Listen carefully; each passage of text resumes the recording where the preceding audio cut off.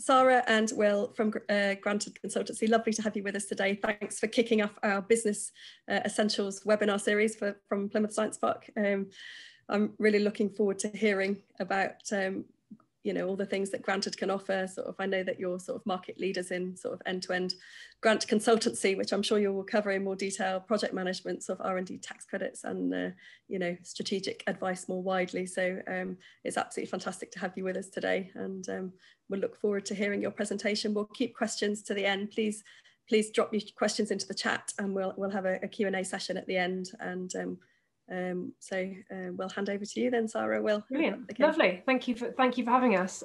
So just to introduce myself, I'm Sara. I'm the partnerships manager at Granted, and pleased to be involved with Plymouth Science Park. Will, do you want to introduce yourself? Yep. So I'm the head of operations at Granted, so overseeing all of our operations from whether it's grants, tax credits, project management.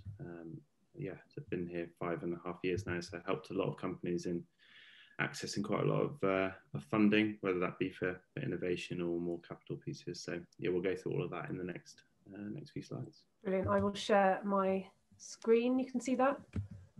I click present. Everyone see that? Yes. Good. Okay. Yeah. So Granted, we're based in Exeter, but we help companies nationally in unlocking non-dilutive funding, or otherwise called free money for some people. So we are, as a company, been going for over 10 years now, and in that time have secured over £75 million of grant funding for our clients, another 2.5 million in tax credits. So just to explain how those typically work. So R&D tax credits are a sort of retrospective incentive for companies that they claim back via their tax for R&D activity that they have already done. Whereas the innovation grants that and loans that we specialise in tend to be for predicated projects, defined projects that the company is doing in the future to incentivise them and support the funding for that activity. So today, we're just going to cover what funding is available, who should apply, the benefits of applying, and then what you should expect from that journey. So who the funders are, where to find the money, and also then when to consider it in your business journey. So to start with, just an overview of grant funding in the UK, because there are typically sort of two types of grant funding that are provided by the UK government. You have capital or otherwise called structural or sometimes infrastructure grants, Will? Yeah, so there's typically capital, and then infrastructure related is kind of the sub-segment underneath that. It just depends on the administrating body. Yeah, and then the other type of the sort of innovation or R&D grants. So those two main types to consider. So just to give a bit of information about both. So capital grants are, as they say on the tin, they're typically for capital expenditure. So, machineries, buildings, and so on, but are often sort of predicated on securing jobs. So you might, for example, unlock a certain amount of funding per full-time employee that you're going to be taking on. And then they also support operational costs for recruitment and skills and business planning. And we expect to see a bit of a comeback of these this year because they are there to stimulate employment. They were quite big after the recession in 2008, for example. And they're typically given at the regional level. So for those of you, yeah. Yeah, so they're administered at a regional level. But part of that is because of it's basically the level of funding is sometimes based on that region. So, for example, the Southwest during that previous kind of height of capital funding was quite heavily supported. Cornwall in particular was given a lot of support, and the same with kind of South Wales. Whereas the likes of kind of Greater London had less of that sort of support because proportionally their economy was at a slightly stronger stage. So that capital funding piece is very much, as Sara mentioned, that regional piece that is then administered through each of these kind of local enterprise partnerships and growth hubs, etc. So and typically that had been coming from some European options, so it kind of been just kind of disseminated down, so kind of broken down through UK government into those pieces. So we'll see what that looks like going forward. But as Sarah mentioned, it's likely that that will be something that's going to come back over the next few years as the UK government looks to stimulate some employment and growth in more traditional sectors. Yeah, so some of them are quite small, so you might see sort of 1 to 5k grants that are there to help you get some kind of, you know, accountancy advice or professional support, but otherwise they go much higher, sort of the 50, 100k plus level, but they aren't, the subsidy that you receive from the government isn't that high compared to innovation grants, which we'll come on to.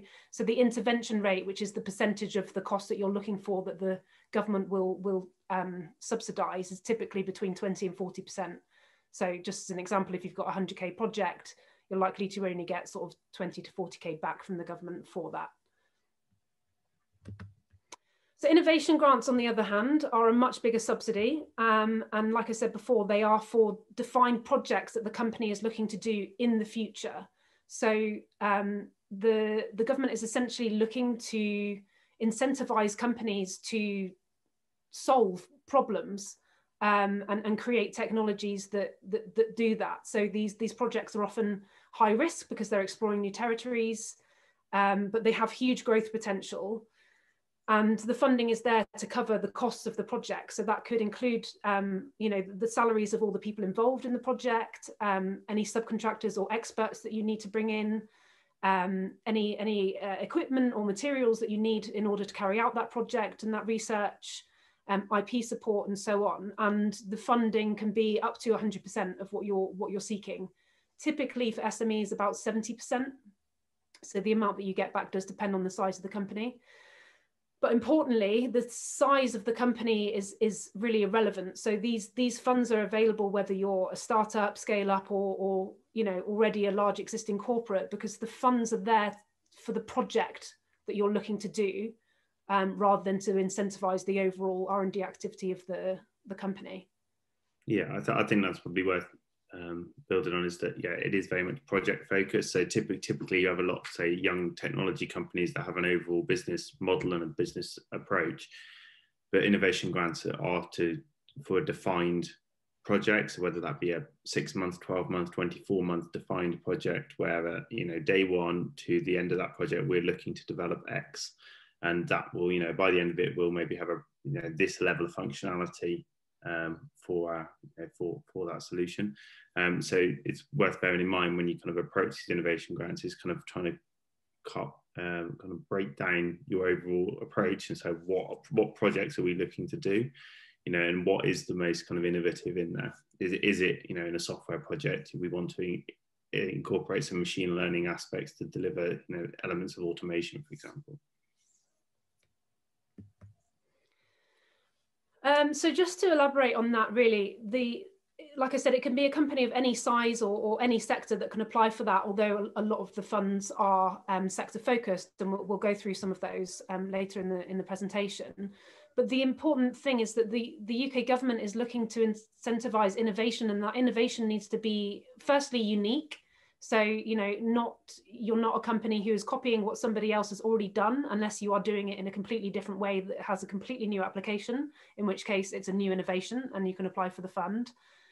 So yeah, it needs to be unique, novel, and also that it ideally needs to be scalable. So typically not something that you're developing only for the benefit of your own for your own processes. Other people are going to benefit from this, and ideally has export potential. So obviously the UK government is looking to be increasingly globally competitive in being the best at what we do in our industries, and those are the projects that they're looking to fund.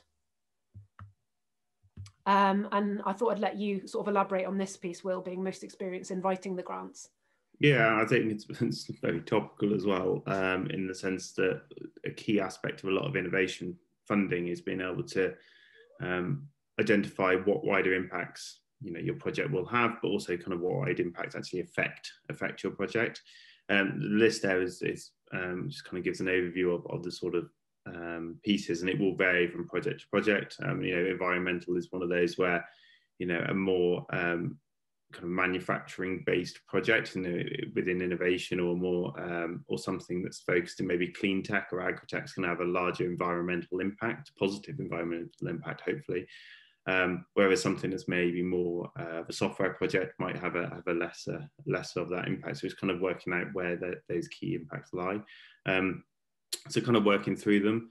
So at an economic level, you know, what is it that the users of this project will gain? You know, are they going to get something cheaper? Are they going to get increased functionality, which will reduce their costs, or increase their ability to make money? Socially, is it going to help stimulate job growth, training, education? And you can get some very specific social impacts on some projects, particularly if it's a project that maybe has a wider impact. So there are a lot of funding opportunities that look to have projects that are in maybe sub-Saharan Africa. So is there a social impact that you're impacting there? And then obviously we mentioned about environmental impacts, whether that's kind of carbon reductions, pollution, etc. And then the research piece, so particularly when there's collaboration with an academic partner in a project, so are you going to be helping further the research base of that academic partner? It's often the reason why academics do get involved with innovation projects, is that then they can further their knowledge of a particular aspect. And then the regional one is very much dependent on what you're looking to do. Sometimes when there's an impact upon supply chains is an example of this, where you know, by bringing your solution to market, your product to market, there's kind of a knock-on effect down local supply chains, which obviously increases kind of indirect jobs and growth within other companies. Or there might be just very specific regional benefits. I think an example was a client that we were working with that was looking at kind of more, it was innovation within infrastructure, but part of that would help kind of readjust that kind of north-south divide in terms of infrastructure investment. So it's always worth just bearing in mind what are those wider impacts for your project, and kind of being able to quantify, just to show that kind of wider breadth, I suppose, than just being, you know, supporting your own increased revenue generation. I think it's the reason it's so key is that my understanding is that you get a lot of fantastic companies creating great technologies that apply to these funds, that are excellent at extracting, you know, explaining what the technology is and how it functions and so on. But if you're not able to explain the wider impacts on the UK economy, where a number of the questions will be focused on it, that's where you're likely to fall down. And that's where we can help.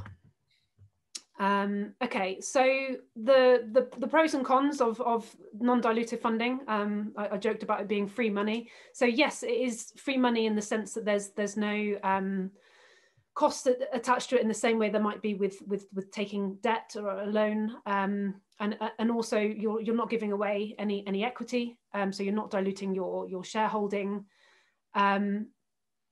So that's really positive. Also, then it gives you that ability to accelerate new product development without then diverting away from the existing funds that your investors might have provided, because the cost of the grant will cover everything, all of the activity that the company is doing to investigate this new project. And like Will said, it can give you access to partners, whether they're academic partners or other experts. Which then, you know, helps you to, well, you have the network effect around the project that you're doing, but also the validation. So you're more likely to seek equity funding after that, for example, and also just get wider support for your project. So lots of pros, but there are cons. So it is hugely competitive. So for some of the funding pots, for example, so you might have thousands of applicants applying for a £25 million fund, and so the typical success rate is around 5%. Will? Yeah, some of the more competitive kind of open competitions that are open to a breadth of different sectors. It's kind of 5% and lower across the board. So from everyone that has applied, obviously our success rate is thankfully higher than that. But that just kind of shows the level of competitiveness. I think some of the previous EU funding was kind of under 2% as well. So it kind of just shows the level of competition that exists there. Yeah. And a very time-consuming process. So we'll talk through the kind of timeline of funding that you can expect on the next slide. But the process of applying, even for us, it takes 4 to 6 weeks to put together a really strong application, working with the client to really extract the information about what they're doing with their innovation and the wider impact. So do consider the time. Don't start trying to apply for something 2 weeks before the deadline, because it's essentially you're writing a small thesis. Some of these applications are, well, the most common ones are sort of around 4,000 words ish once they're put together, Will. And then obviously some of the EU funds are much bigger projects than that. So do not leave it to the last minute. Paid in arrears. So the grant funds, so you will be expected to start funding your project. So you'll need to have the cash flow to start before you will then be refunded by the funder. So typically the funding is distributed in sort of tranches, so quarterly, for example. So you'll be expected to start the project. Then after a quarter, you'll submit a report with your costs and to say where you've got with the project. And then the funder will then refund the cost for a certain amount of the grant, and then you'll go on that basis. So you do need to have the cash flow up front, and the due diligence process with that fund will ask for evidence of that as well. And on that note, can be a horridly bureaucratic process, which is why we provide a grant project management service to help companies with that paperwork, essentially, so they can focus on the project themselves. And also because obviously we talked about the intervention rates, sometimes you can get 100% funding for your project, but it's typically for SMEs around the 70% level. So you will need to provide evidence that you have got the other 30% of match funding, whether it's from investors or existing operations, to keep you going through. But I feel the pros and the cons are well balanced. Essentially, the government is taking a risk with you to invest in a project that has huge scalable potential. So the funding timeline. So like we said, typically if we start working with a company, they might, for example, come to us with a project in mind, but because each funding competition will have a unique scope of defining who can apply, what for, what kind of costs can be covered, and they're all different. It can take a while to really match the scope of the project and make sure it fits the grant that you're applying for. Then, like I said, the drafting process takes sort of 1 to 2 months, so not to be left to the last minute. Once you then submit that application, it can take a few months before the funder does the assessment, because thousands of companies are applying. They have to review every application. There's typically 5 assessors for every application. So a few months before you get the decision. Then if you are lucky enough to get to the next step, there's the due diligence process to make sure that you have the cash flow for the project, the match funding that you said you had, and just to check who you are. And then you then start your project. So it's just important to consider the timeline of what is involved before you get the approval of the funding to go ahead with your project, and then when you're likely to get the funds in the bank, to consider this as part of your overall journey. Yeah, and I think that kind of ties into what we mentioned earlier about having kind of clear projects. So the way to look at it is, I've got this project I want to do, and it because of that timeline, it can't be a project I want to start next week. So it's kind of identifying what your longer term roadmap is as an organization, and kind of picking a project that might be kind of 6 months down the line, or it might even be longer, and actually grant funding enables you to bring it forward to that point. But it's worth bearing in mind, obviously, that you've got that lag from, okay, I want to find grant funding, to when you can get it. So making sure that project aligns with those timeframes. Exactly.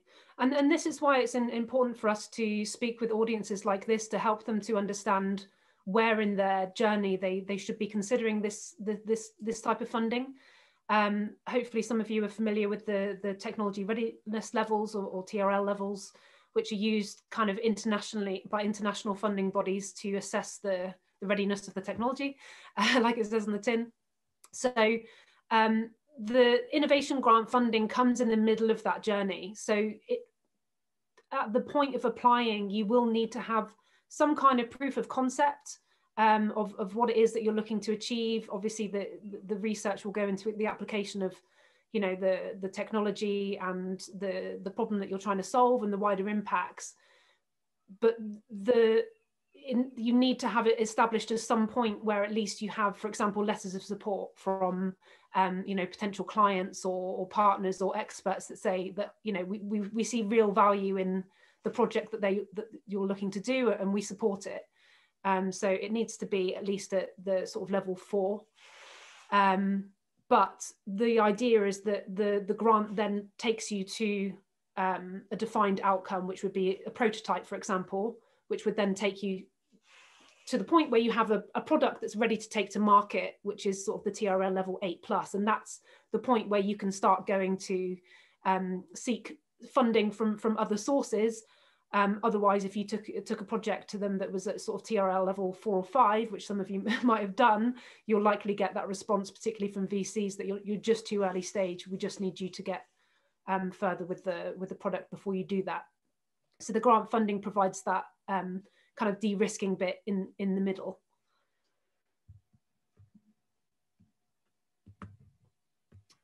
Okay, funders. So quite a lot of, I suppose, on there. One of the main ones, I suppose, the one that you might have heard of the most is Innovate UK. So that is, you know, the UK's largest R&D funder. They have kind of a pot of about 2 billion to administer through a variety of different kind of funding programs, whether that be more kind of, as we mentioned, more kind of generic open ones that are open to all, or very specific ones that are maybe focused on energy or you know, advanced transport. There's quite a few in that kind of space at the moment. So that's kind of like a central place to start for a lot of innovation funding. Then there's kind of a variety of other mechanisms depending on your sector. So the Advanced Propulsion Centre is looking more at, you know, at kind of vehicular technology. But then you've got the National Institute for Health Research, which obviously, as it says on there, is much more health focused. But then there are kind of other pots around the global challenges, the GCRF, which is the Global Challenges Research Fund, which does look at this sort of impacts in, as I said, sub-Saharan Africa, Asia, for example. There's kind of impacts upon more than just the UK. So often there's a partnership there required with someone within that country that you're looking to target. The kind of far left around the Horizon program. So obviously the Horizon 2020 program, we're now out to 2020, so that's kind of tied up now. The Horizon Europe program is kind of being launched. The actual mechanics of that from a UK perspective are still being ironed out. So at the moment we don't have kind of a complete clarity on it. There will be, the UK has kind of confirmed at least an associate status with some of that funding. So there will be some of that funding accessible, but in terms of exactly which funds, we're still waiting to kind of have some clarity on. The Eureka Fund is still the Eureka Fund, which is kind of a sub-segment of that, is slightly different. So that is a European fund, allows you to collaborate with European countries. You know, without going into the kind of boring nitty-gritty details of it, it's due to the way it's administered through a more it's kind of centrally assessed, but then the money is administered at a local level in terms of UK, you know, France, Germany, etc. So that's kind of why that's currently still operating. But obviously, as and when things change, we are part of our ongoing service with all our clients is to keep them up to speed with new funding opportunities, new funds that have come up, so we can kind of target them as best we can. Mm-hmm.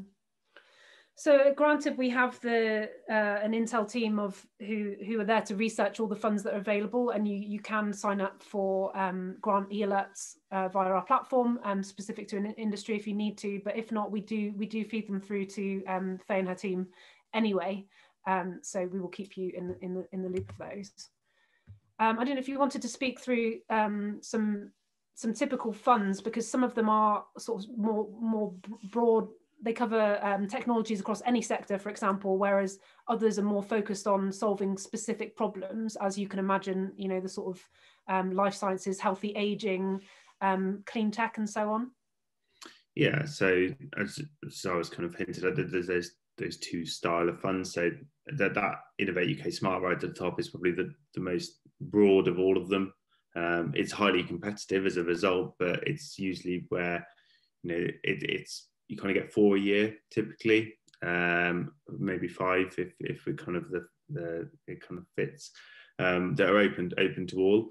And then you kind of move through those. They're kind of slightly more sectoral focused. So obviously agri-tech is focused on agricultural technology, and then energy tech is where you kind of get a lot of your clean tech programs, etc., and energy generation. So those kind of are fairly cyclical, so they come round, whether that's a few times a year, sometimes a few more. So it's just kind of working out where funders' priorities lies in terms of how often they come up. But they've been kind of going for a number of years. But then you do get these very, very specific calls that are usually a result of kind of external factors. Obviously, the COVID one in the middle there's the primary example of that.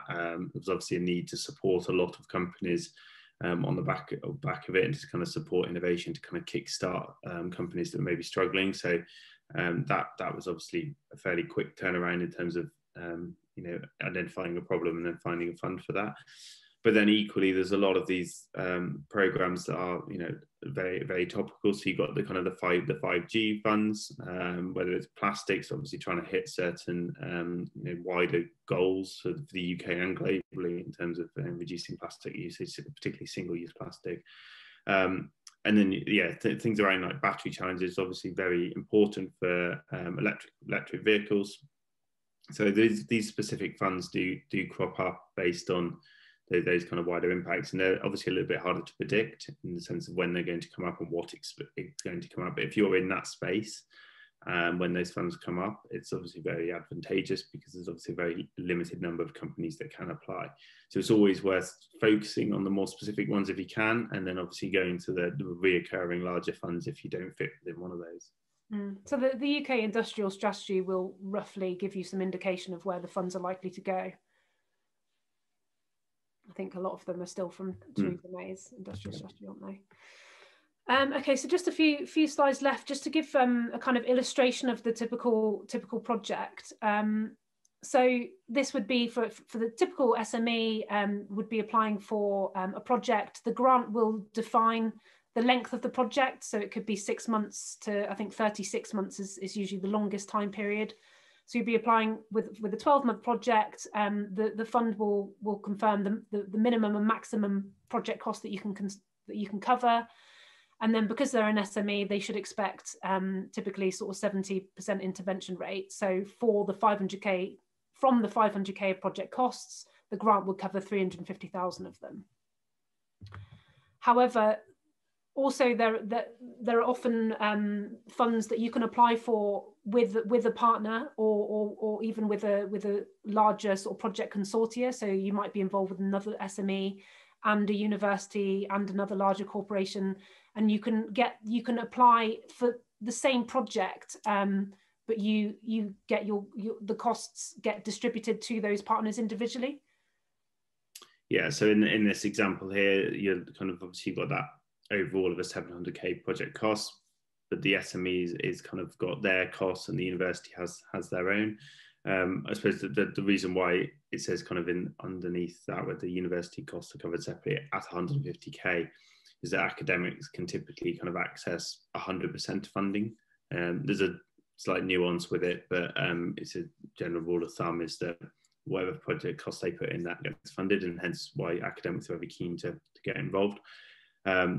So yeah, as Sara said, you kind of those project costs are broken out, but they form a total project that you're looking to implement. Sometimes by collaborating, that gives you access to a different strand of a competition, for example, whether that be a longer project or a larger total cost of a project. And generally increase the competitiveness as well. It does, yeah. So with this case study, for example, this is an example of a project with Multipartner consortia. So the company themselves, Adaptivate, who produced essentially a low carbon plasterboard from agricultural crop waste, the benefit being that it could be produced anywhere in the world from whatever the agricultural crop waste is in that area. It was a project that they developed with the University of Bath feeding in, that had their own project costs, and also the Biorenewables Development Centre for that expertise as well. So you can see the breakdown of funding. The total project costs, I need to move this to look, was just under 500k, of which roughly half of that went to Adaptivate, the company, and then the university and the company were able to also take costs back from the project. But importantly, the IP is retained with the SME. Is that right, Will?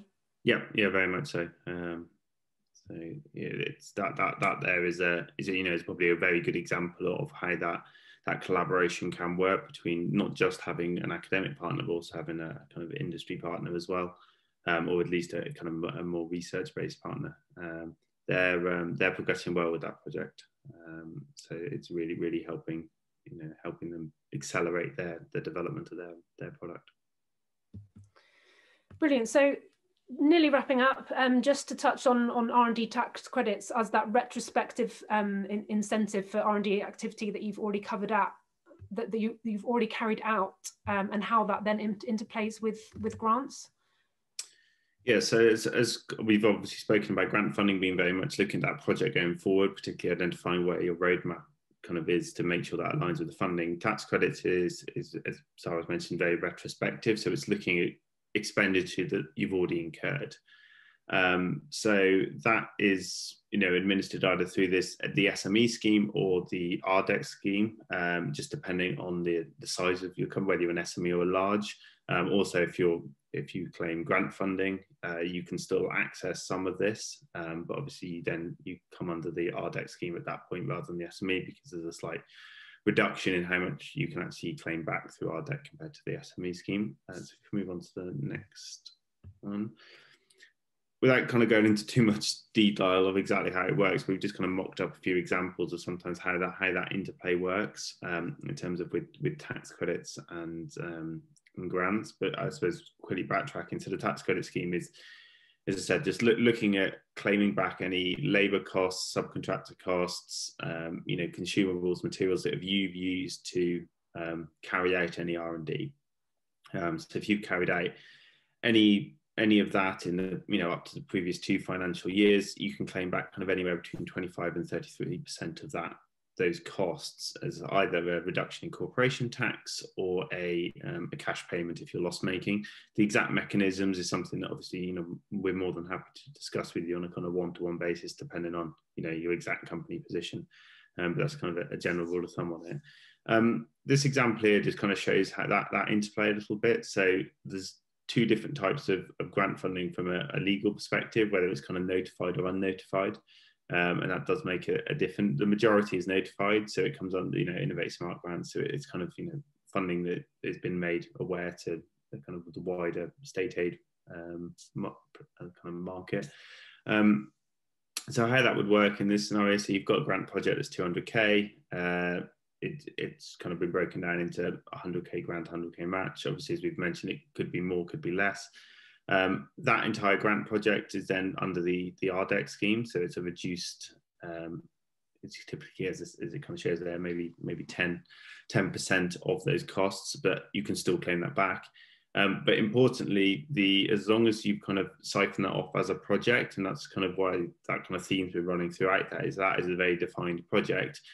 Any other R&D that you are looking to do on a different project that isn't grant funded or kind of ongoing with your business can still be claimed under the SME scheme, which is obviously more lucrative, as highlighted there. 200k would actually lead to potentially 66k rather than 21. So in this case, it kind of all combines to that overall tax benefit. If you go to the next slide quickly, so the other kind of mechanism we talked about was non-notified. So those are things like de minimis. You might have come across it a little bit, particularly when you claim these kind of smaller funds, maybe through local bodies that maybe kind of 5k, for example. A lot of them kind of fall under this de minimis bracket, where you're allowed kind of so much funding over a course of 3 years without it being notified. how that interplay would work, as you can see there, is actually the match funding of your grant you can still put under the SME tax credit scheme. So overall, you kind of end up with a greater benefit because you're able to kind of split that grant out from the match funding. It kind of, on the more specifics of this, if you've got any kind of further questions, we're happy to kind of answer them on a one-to-one basis. I think the key thing is that they go hand in hand, which is often a myth that needs to be debunked, but also that companies should be applying for this. You know, you can only claim back up to 2 years, 2 tax years worth of R&D tax credits. So if you've already been doing a lot of R&D activity in your business, don't leave it 5 years before you go back and want to claim it, because it will be too late. Brilliant. Okay, that's the end of the presentation. Questions? I'll stop sharing so we can see each other. I'll pop back in now. Thanks very much, Sara. Will, it was great, really interesting. We've had a few questions coming in, so if I sort of rattle off the ones that I've picked up. Rob was asking sort of what granted success rate was for applications that you're involved with. Yeah, so it ultimately depends on what fund we're going after. I mean, generally it's about 2 and 3 is what we look to kind of publish there. It does, as I said, it does depend a lot on what fund we're going for. Some we will hit 100% on, some specific funds, and then more kind of, there will be ones where ultimately it will be a little bit less. One way I think of probably explaining it a little bit more is that, so Innovate UK is probably one of the funders that we go after a lot. They score their applications out of 100, so it's 100%. Their funding threshold is anywhere between kind of 70 and 75%, depending on the fund. When I say funding threshold, it's kind of the point where if you score over that, they deem it eligible for funding. What happens typically is that if there are more that get over a threshold and there is available funding, they go to a portfolio approach, where it might not necessarily be the highest scorer gets the funding. It might be, for example, there's 3 projects in a set doing the same thing, and they might only want to fund 2 of those, for example. So that's where the slight variance can come in, and there's kind of intangibles that are hard to kind of put a finger on. But our average score is 80%, so we're consistently getting over that threshold with our clients. So we're consistently putting them in that portfolio approach, where they're kind of then, you know, there's those kind of qualitative pieces coming from the assessors, where they're kind of looking at those projects. So that's where our kind of average score sits. Cool. Another question we had, how much of the UKRI and sort of the funding pots that you showed us, do any of them have an element of regional sort of funding allocations? Or, I mean, I know Strength in Places was a more regional approach, but are all these applications judged nationally at the moment, or are there regional variations? Typically through those, so the likes of Innovate UK and things like that, because they are centrally administered, so they're kind of, you know, direct from UK government, so they are open to UK wide.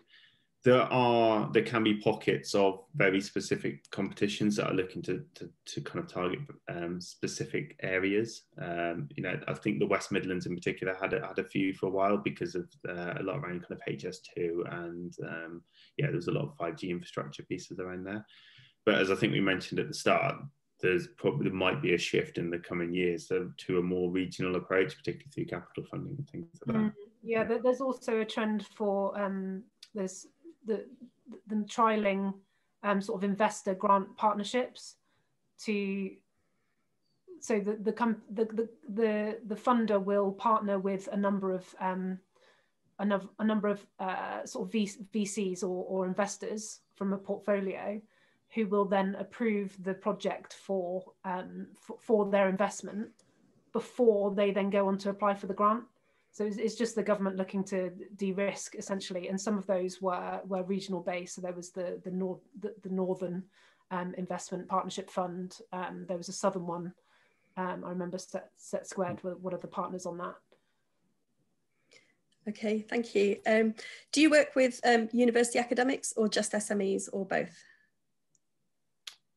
So typically we work directly with an SME, but a lot of the time there's an academic partnership involved. So we will work then directly with that kind of academic and pulling that bid together.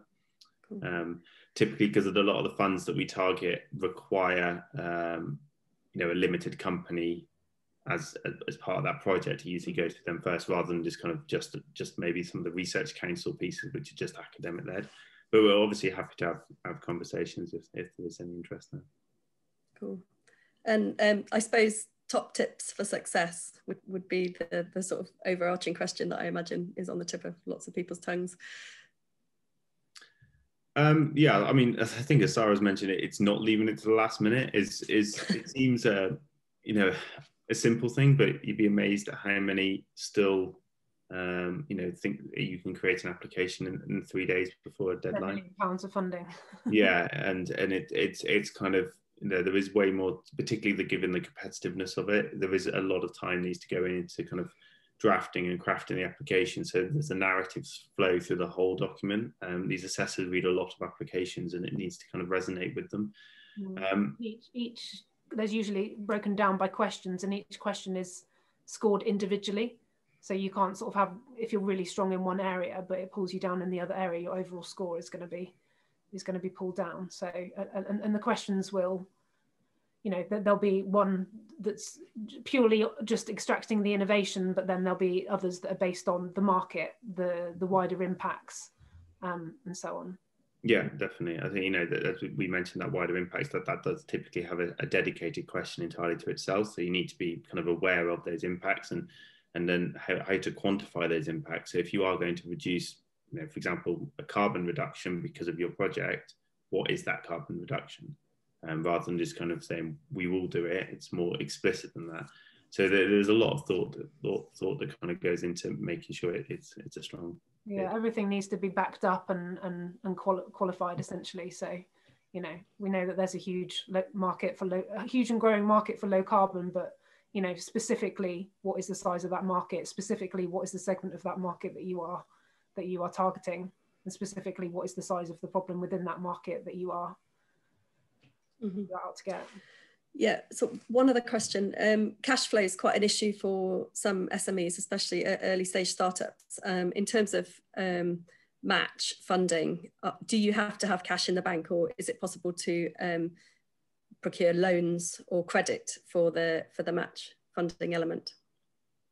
Or would that not go down well with the auditors? Yeah, no, you can have letters of intent from investors, so you don't have to have the cash in the bank at that point, as long as it's coming in, and you can also have finance in place. So for example, we have a partner who provides loans that are secured by the grant, so that they provide that cash flow from the get-go that is then refunded as you get repaid the grant. And it can be a mixture of those things as well. So, you know, it might be that you've got, you know, a small amount of cash in the bank, you might have a small loan provision, and then you might have, you know, some investor support. So it can be kind of a mix and match of those to get to the required level. That's really helpful, thank you.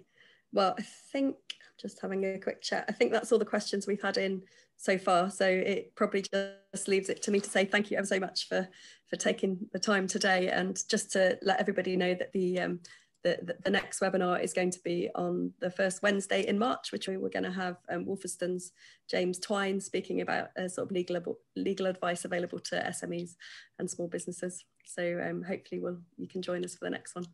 Brilliant. Okay, thank you, Faye. And obviously do pass on our details. Yes, I will do, and anyone can get in touch with me, and I'll pass on the details. Absolutely. And like we said earlier in the presentation, you know, there are a lot of companies that come to us with a project in mind, not necessarily understanding the funds that are available, which is obviously what we help them with, but also kind of really wrapping up that project to get it to the point that it will match the scope of a competition. And we're always happy to have a conversation and help companies with that. Great. Thanks very much. Lovely. Thank you for having us. All right. Cheers then. Thanks, guys. Cheers.